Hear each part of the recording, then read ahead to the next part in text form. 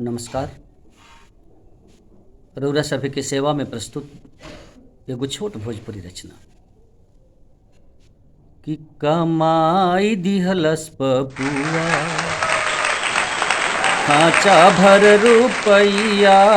कमाई दिहलस पपुआ पढ़ लिख के का कैला भैया पढ़वैया।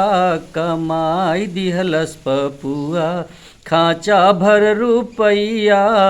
कमाई दिहलस पपुआ। देखल जाओ एकर हाव भाव का बा कि मंत्री विधायक जी के खास भइल बड़ुए। अरे मंत्री विधायक जी के खास भइल बड़ुए। आ गौआ के लफुअन के बॉस भइल बड़ुए।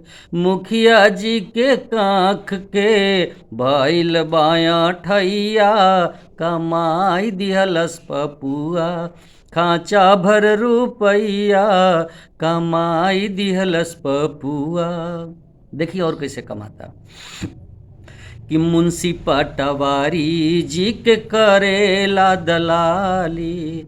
मुंशी पटवारी जी के करेला दलाली। मुहवा में पान लेके करेला जुगाली। अरे मुंशी पटवारी जी के करेला दलाली। मुहवा में पान लेके करेला जुगाली। और का करेला कि भोरही से लाग जाला फांसे में चिरैया। कमाई दिहलस पपुआ खाँचा भर रुपैया। कमाई दिहलस पपुआ। अंतिम अंतरा हिंदी भोजपुरी अंग्रेजी बोल लेला।